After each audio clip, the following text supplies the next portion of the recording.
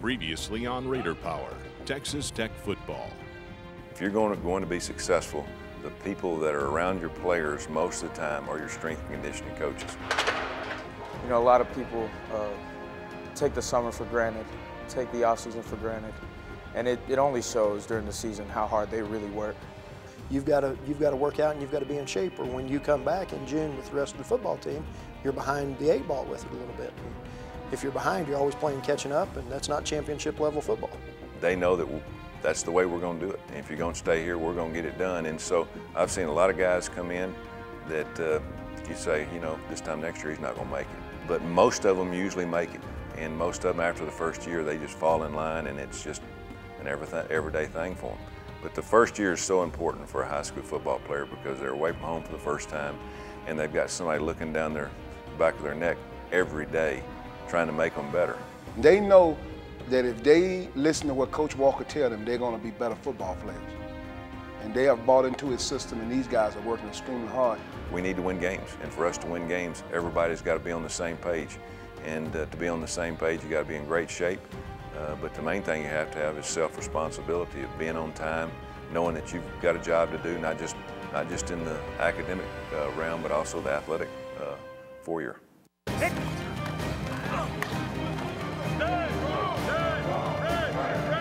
Accountability.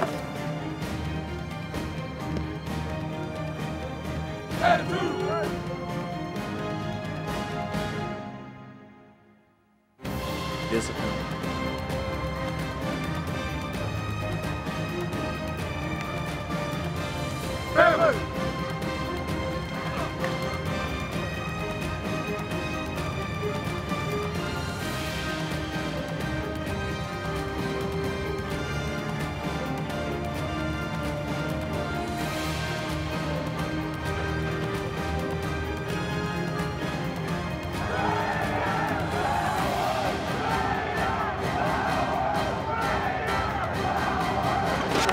Let them feel us! Let them feel us! Let's go!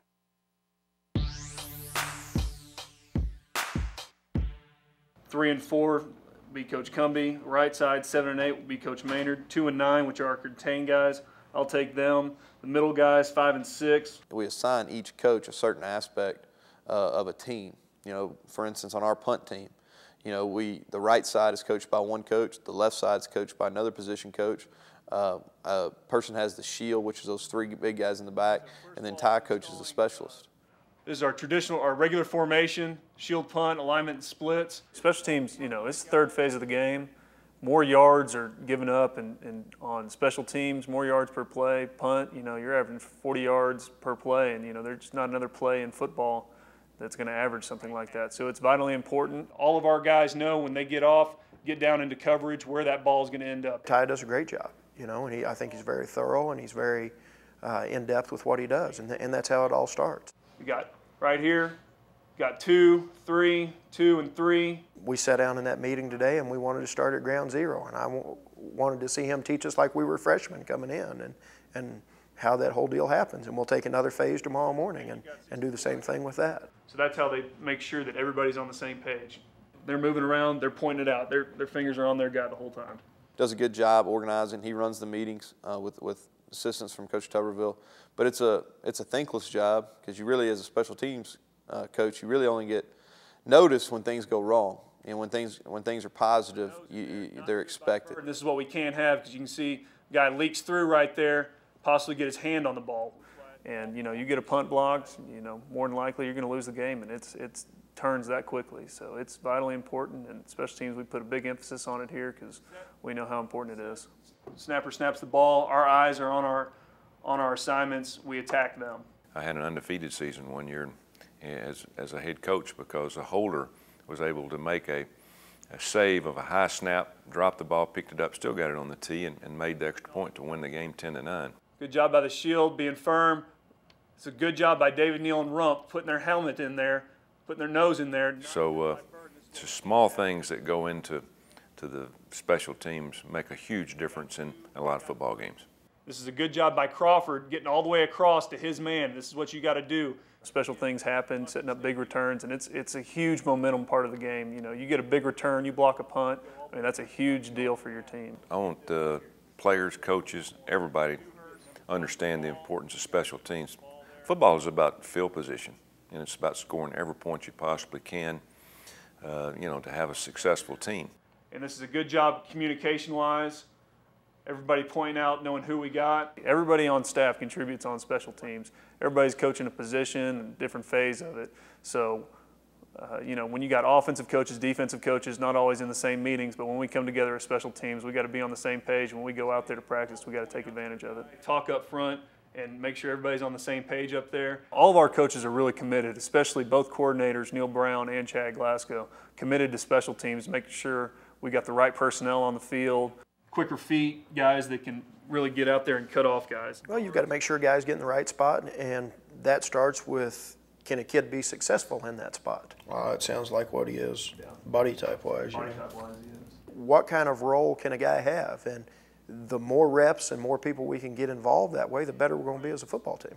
As your right end and left end, because both, they're tough enough, quick enough to cut off, and then also they're good at that gunner spot. You look at how many units a guy may be on, and because if a kid's playing 80 snaps offensively and defensively, well, can he go play 40 or 50 more snaps on special teams and end up playing 130 snaps a game? And he's a great backup to have, not one of those guys that want to gas out there on punt. It's tough because, you know, you don't want to wear too many guys out, but you got to get guys out there that are ready to go. Boom, right there, dude. Stay in the hip. Right there. Right there. Good. And really, you know, they got to be committed as well. Just like the coaches, those players got to be committed to making sure we have good special teams. Way to go through proper technique, guys. We do things right. We're going to get some big returns. Got some dangerous guys back there. Good first day. Carry it over. We are going to put the best 11 guys on the field because that's the most important thing, is making sure our special teams is right. Third phase of the game, we got to win that phase. So we're going to take both best offensive guys, best defensive guys, put them together and make one good special teams unit. So here we go. House call on 3. 1, 2, 3. House call. Get out of here, fellas. Get out of here. Get out of here.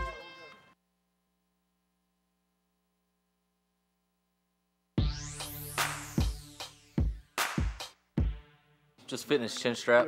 We have the strap locks on there, so screw it in there so it'll stay on. Won't be popping off during practice in the games. The biggest thing about equipment managers is fitting players properly. You know, you can wear a helmet that might be the best in the world, but if it doesn't fit properly, then it's not going to work. You're not going to have the safety that you need out of it. Feels good. Equipment is huge for us in terms of safety, and we don't cut back on that at all. We make sure all of our players are dressed from top to bottom in the latest and most safest equipment that they can possibly wear. I look for the quality and the look and the fit. Yeah. I want the dark visor. Looks good. Oh man, helmets have changed for the better. You know, there's really, you know, there's all kind of scientific evidence. You know, football's a contact sport. You're going to have collisions. They've improved the bladders right here. They've improved that this last year, and it fits more firm around the head to help prevent the concussions. There's a lot of scientific knowledge that's gone into building helmets, and they change each year. What goes in a helmet, what goes around a helmet, how tight does it fit, the type of face mask a player wears. Based on shedding, deflecting a hit, like the curvature of the helmet. If a helmet comes on, head on right here, it's the helmet and the face mask are formed to deflect the hit more instead of absorbing the blow. It's not a perfect science, but one thing that I will brag on the equipment people across this country over the years is they've continually tried to make it better, make it safer, from Pop Warner football all the way through NFL. This is new on the market. We've been using it for the last 3 years. It's the Evo Shield Rip Protector. Yeah, the number one thing that we're going to have here is we're going to have the best equipment for every player that they possibly have. It's not going to be something that's passed down either from generations. It's going to be new. It's going to be state of the art. They also make thigh pads here that custom fit for each player. The thing that we do, and we make sure the equipment managers do, is that we wear the best. They're continually going to conventions and shows, looking at the best equipment. There's been breakthroughs each year about new equipment that we can get to protect players. This is a demonstration they sold us on. So we want to make sure that all of our players are dressed accordingly. They have the proper and the best that they possibly can get. We're really proud to be an Under Armour team and the type of shoes that they supply us. This one right here is an 8.5, which is a skill receiver, running back type cleat, and this is a 17, which is a offensive line shoe right here. You know, we have 300-pounders that wear a pair of shoes, and you're lucky to get 2 weeks out of them because they put a lot of pressure on those cleats. One of the new things they've started doing is their sole in here is actually a memory foam, like a memory foam pillow. So once you wear it for a couple practices, it starts molding to your foot. Their gear's obviously top notch. They're great to work with us, and they help Tech out a lot, and obviously a lot of other schools across the nation. This is our sideline portico. This is one of our 6 that we have. Pretty much water coolers on the sideline to drop the temperature, you know, from on these synthetic turfs from 115 degrees, hopefully down under 100, you know, for the safety of the players. And the fan blows the cool air on the players. It doesn't blow moisture on the players, just cool air. Training each day to understand that, hey, we want to make sure our guys have the safest equipment they possibly can have. I know everybody's got a few little differences, but I want to just go over a few things I require if you're going to take. When someone is injured, or even before they're injured, we try to prepare a player to keep from getting injured, such as taping ankles, doing things like that, stretching. And a lot of that comes from our trainers. And Arnold Gamber is our head trainer. Biggest mistake people make with the horseshoes is they start too high. The ligaments we're trying to protect are down here, not up here. And Arnold organizes all that with, I'd say, 10 to 15 student trainers. We have a great training program here on campus. Those are the basic premises in the tape job. If you don't have those, it's not a valid tape job. Part of what we do our week before camp starts is we bring the student trainers in and we re-familiarize ourselves with all our protocols.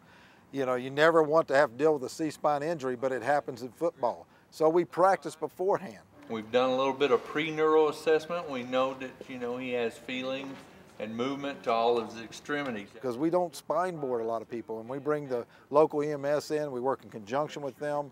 So it's old hat. I mean, it's just like you got to practice it. Just like we do in football, we practice before we play. We want to be prepared for if and when it does happen. All right, you ready to go? And it's going from that, we'll do CPR training. We'll take the kids through all possible scenarios so that when something happens on the field, whether it's a head, neck, it's a knee injury or whatever it may be, we can manage it in a very timely, effective manner and what's best for the student athlete. 1, 2, 3, 4. We're here to take care of them, and whether it's from simple things to complex issues. I mean, the sport of football violates the law of physics. Things will break. It's not an if, it's when. So we want to be prepared to provide the best level of care to these student athletes that we can. And it's really key at this time because these next 3 weeks are the most intense part of the season, and because of the climate and environment we're dealing with. And we're looking at triple figure temperatures. Because it is going to be a long, long 4 weeks. This turf today was 140 degrees. And it ain't going to get any cooler between now and the 1st of September. Yeah, the biggest thing about August all over this country is being safe heat-wise. We try to practice early in the morning, late at night.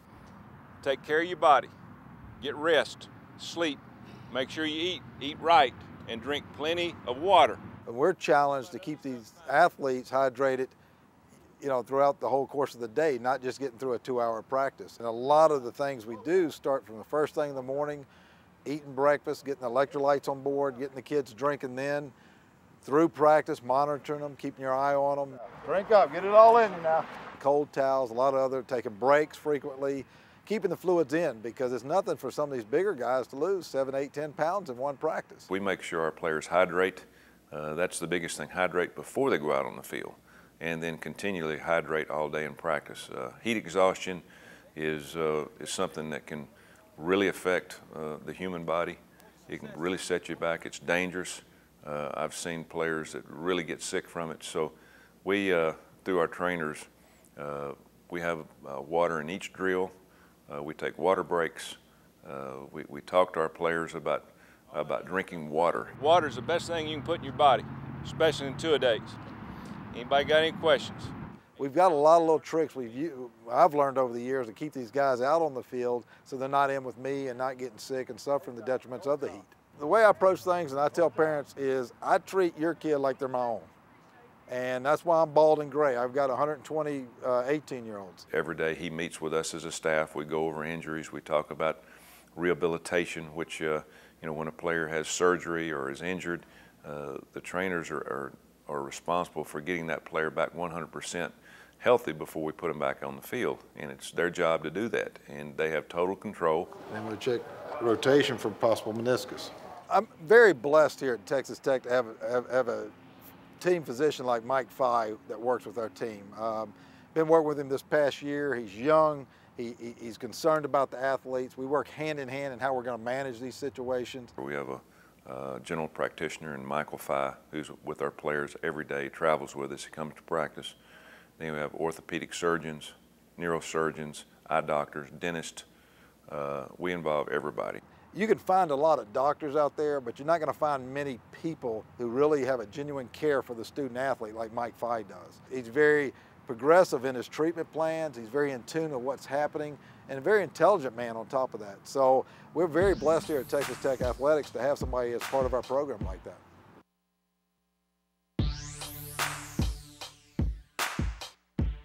And we are here to help you. We want all of our student athletes to graduate. It's very important that you obtain a degree while you're here. You're a student athlete, and we expect you to take that very seriously. We're going to talk about a few of those things tonight. Compliance is an area all by itself in terms of policing what we do within our football team to stay within the rules. It's our responsibility to make sure you know what you need to know. It needs to be a great working relationship. They have full control of what they do, as our training room does, as our equipment room does, because they're as much about athletics as anybody that we have in terms of whether we have success or don't have success, because we're going to stay within the rules. So there are 3 areas that are just absolutely critical, and if you make a mistake in one of these areas, it impacts your eligibility. A lot of times it's monotonous, it gets boring. The players have to fill out forms, they have to go through lectures, they have to hear new rules, they have to hear the old rules over and over. But again, it's a rotating door of athletes coming in and athletes going out of every university. And so every so often, we have a compliance meeting. Whether we need it or not, our players are going to hear about NCAA rules. They're going to hear about academic rules, whether it's what they need to do and can't do. Which allows us to have access to your grades so we can determine your eligibility. You also signed an NCAA drug testing form. They're going to hear about rules that are on the horizon, maybe that might not be rules.